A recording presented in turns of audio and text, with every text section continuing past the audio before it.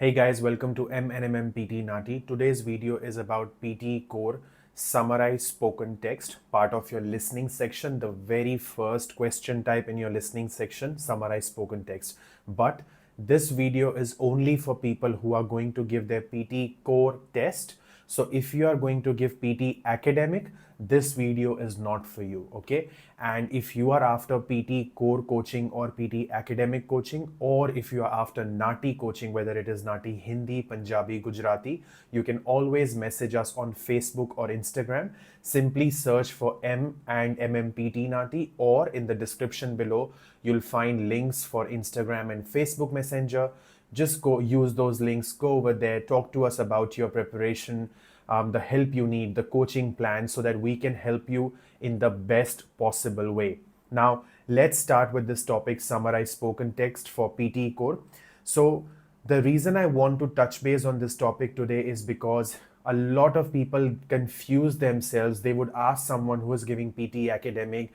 People giving PT Academic are giving suggestions to people giving PT Core, which is wrong, because Summarize Spoken Text in PT Academic is different to Summarize Spoken Text in PT Core. I'm not saying it is completely different, but yes, there are there is difference. There are few pointers that you have to be careful of, like word limit, the way you write summary, template part.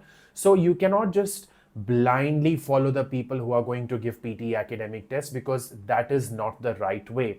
So let us understand some few important points associated with PT core, because when I gave my PT core test, I did make sure that I could get 90 each, and then obviously we also made sure that similar strategies and the similar techniques were given to students. So the first point is audio time. The audio that you will get, which you will only get to listen once, can be anything between 45 to 75 seconds, which is a decent length of audio. You shouldn't be struggling if you have practiced, obviously, and then you have to take notes while the audio is being played. How to take notes, we will discuss that shortly, so don't stress about the note taking part. The most important question, should I use a template? My answer would be no.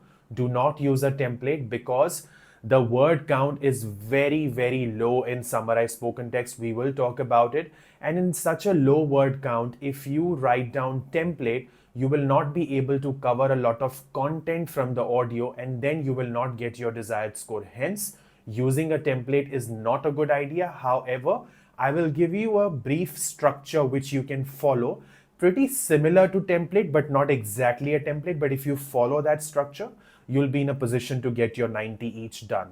Now, the things that you need to be careful of is content, grammar, and spellings when you are writing your summary in Summarize Spoken Text. Now, content score, how can I get it? When I write notes, I have to make sure that when I listen to the audio, I write whatever was in the audio and I do not create my own content. That is number one. Next is grammar. When you are done with writing your summary, you have to read your summary and make sure that your summary is grammatically correct.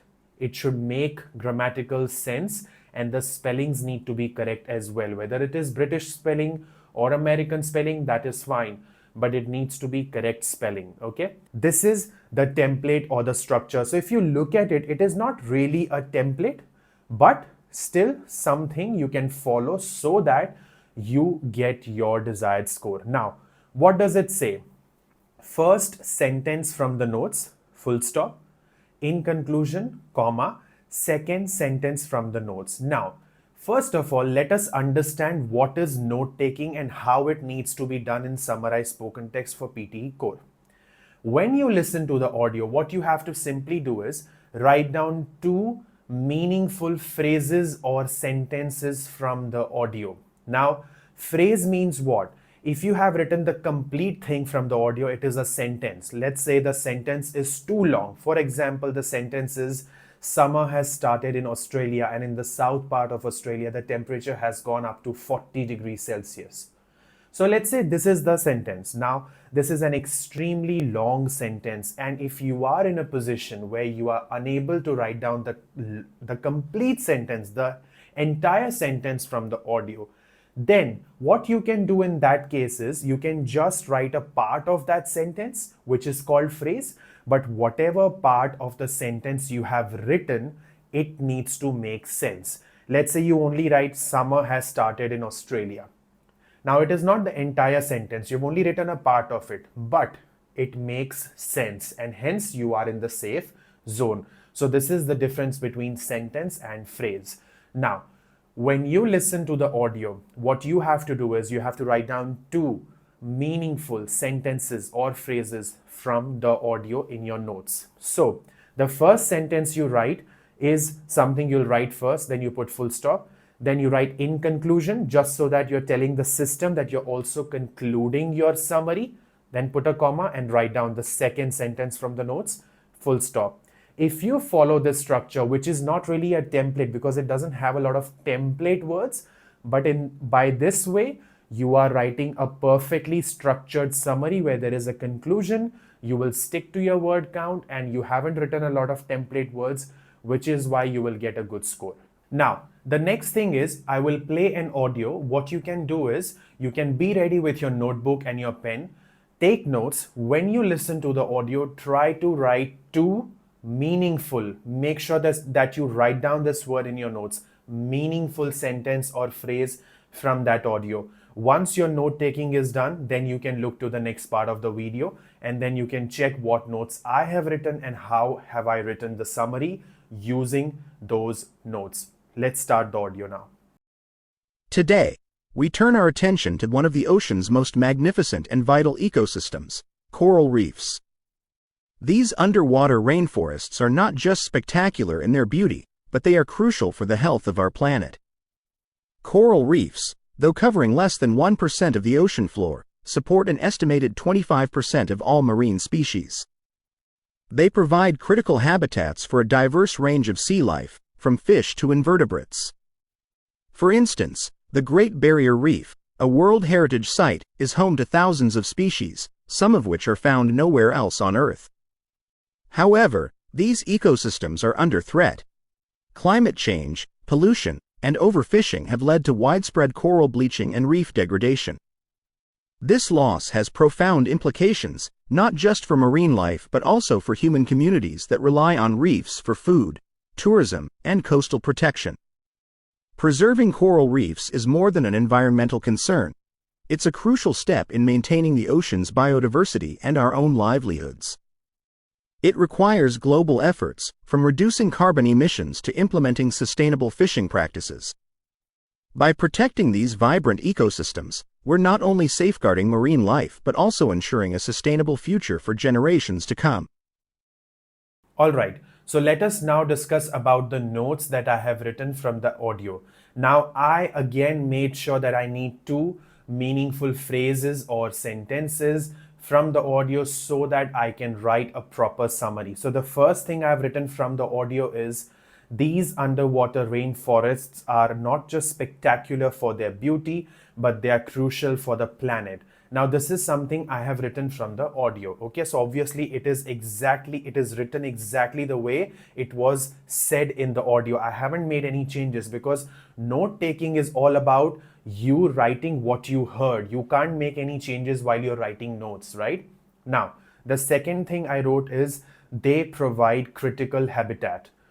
So I have written two things. Now, obviously, when I'm writing the summary, I have to make some minor changes, especially to make sure that my summary is grammatically correct.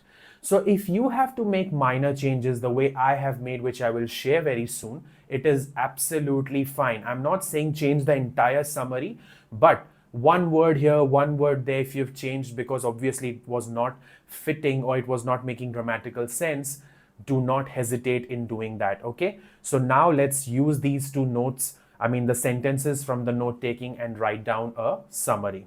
So the exact same structure that I taught you. First sentence from the notes, full stop, in conclusion, comma, second sentence from the notes, full stop, job done. Now, when I write the first sentence, what I've done is, instead of writing these underwater rainforests, I have changed it to the underwater rainforests, because if I start my summary from these, what am I referring to, right? So it will not make grammatical sense, and hence I have changed it to the.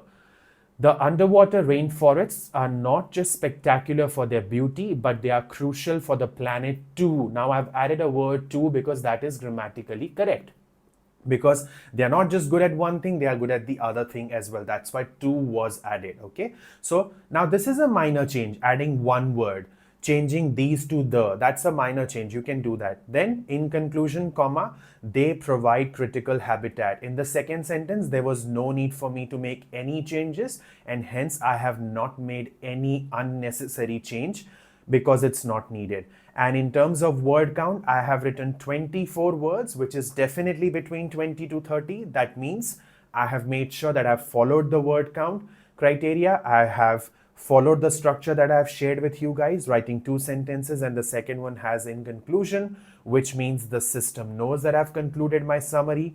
I have made sure that the spellings are right. I have made sure that the sentences I wrote from the audio is obviously matching the audio and it's not my own content, and it is grammatically correct as well.